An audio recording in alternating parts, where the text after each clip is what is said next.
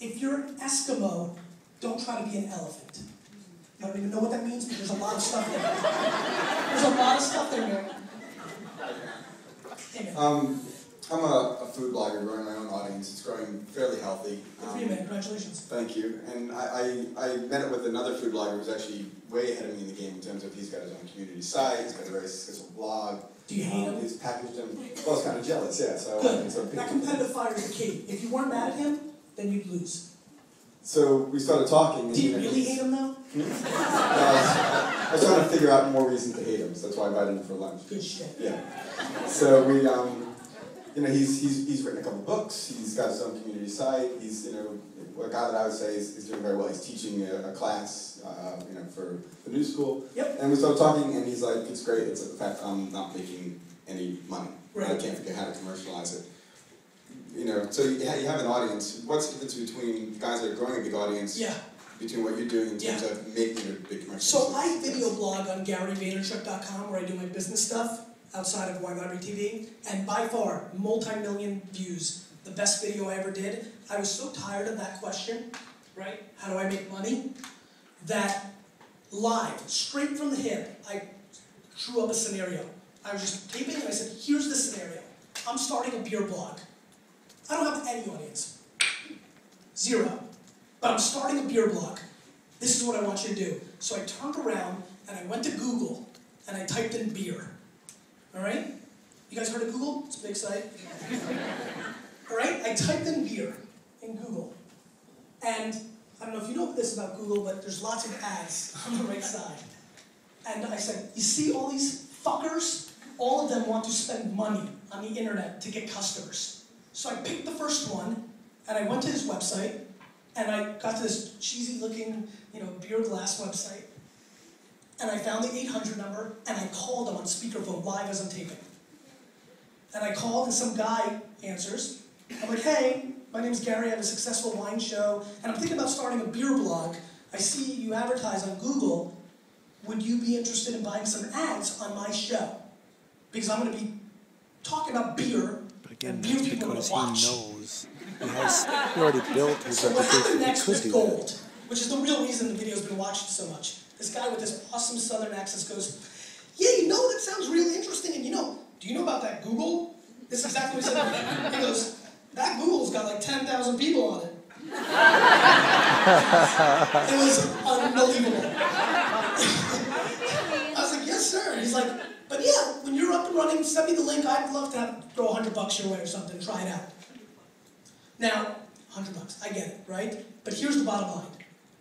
If you want money, if you want anything, you have to go out and get it. So, if I were you, I would spend the next 172 hours of your life, besides your sleeping and possibly a shower, calling every single kind of business that you think would want to tap into your audience, which would be restaurants and probably consumer food goods. Because I promise you, if you call Campbell's Soup and you get somebody, they might throw you $2,500 because Chunky's isn't doing as well as it used to, and they may want to be in your world. You go out and grab it. You don't wait for anything to come to you. You go out, you pick up the phone, old school. Hello, I want to sell you some shit. And that's what you do. And guess what? The shit you're selling them is way better than the bullshit magazines and newspapers where they have no metrics. And don't get me started on television. Those Nielsen ratings are some straight horseshit. Well, okay. They would be smart to spend $50 with you, $100 with you, and the more If you traffic get like and 50 or you 100 get, people, the more you can do that, and that's what you do. Okay. it just takes a whole different school to create this stuff, to monetize. Seems like the monetizing part of it is really a whole different thing. Can almost do both. What do you mean by TV? Like actual televisions or the stuff that's being shown on it? Okay? Celebrities, book reviews, movie reviews, Okay. that type of Yep. thing.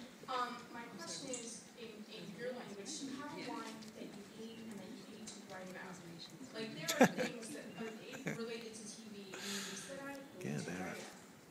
I hate Lindsay Lohan, and I don't want to write about her, but but I really kind of should. Do I suck up and deal with it, or do I Just admit it. Well, my intuition for you to do what I do, which is when I taste a wine on Wine Library TV that I hate, I compare it to the urinal at a carnival, and I tell people they shouldn't drink it. So, my gut would tell me that you should probably tell people you hate Lindsay Lohan, and that's your right, it's America. And she's like a urinal at a carnival, if that's what you feel. I think the fact of the matter is, you should filter yourself with all the, you should always be respectful to the best of your ability, but, people want to hear your mind. See, the business we're all in now, just so you all understand, the real lucrative business that's approaching us is the DJ business. What the heck? Really? Well, The DJ business. Because there is so much content being produced now, between television, the written word, and all these podcasts. We as humans are not capable, and not willing, and not interested in filtering it all. And if you're good at filtering your world, if you're good at filtering, and I believe in your taste, you can win. The DJ is about to make a shitload of money. So if you're passionate and have a knowledge base around a niche or a space, highly consider to become a DJ if you don't feel that you can create the music. What if you could do both? That was very big. I hope everybody grasped it. Because that was epic. That was one of the great things I've ever said in my life. I really hope you got it. Yes. The DJ business. Are you a food blogger too? I mean, it's very powerful, guys. There's so much going on. And I don't want to go through it all. And so that's why television is going to survive, by the way. That's where television is going to survive. Because we don't want to always think. I don't always want to go and search jets or root beer or my other passions. Sometimes I just want to have what's there. And so if you're good at filtering what's worthwhile to look at, I mean, by the way, that's what the newspapers do. They don't break stories. Not true. Fair. But not anywhere close to the level that journalists and people in newspaper business want to debate. I think newspapers, especially the LA Times, Washington Post, there's some great ones, do amazing investigative work. But if you and I sit together for the next month, which I think we might, and go through every single newspaper and pick out news they've broken compared to news that they've socially commentated on, the percentage is obnoxious. I like that. What would you say the percentage, is of things they broke in comparison to social commentating? Okay, that's fair. I think that's fair. 80% they're breaking news? She's not going to win this game because I've done the data, so don't pick on her. She's going to get it really bad in a couple of days when I send her the info. Okay? Okay? Okay? Right. I wish this camera had zoom. I think you're right. I think first-person seats are massively important. So when things like Iran, everybody loves to point to it, where they get, I didn't need Fox and CNN and the New York Times regurgitate what I was watching on Facebook and Twitter, right? It is. But it's an important one to pay attention to. And I'll tell you right now, we've done amazing amounts of homework on this because this is a thing I'm passionate about. It's skewing a lot heavier to social commentating than I'm definitely not talking about last year or 5 years ago. Honestly, I'm talking about the last 47 days that I've been documenting the statistics. That brings me to a question. Yeah. I'm so sorry. It's okay. She totally hijacked this shit, right? But she was passionate. You see what happened there? Yeah. She was passionate and said, fuck that kid up there. Newspapers rule. But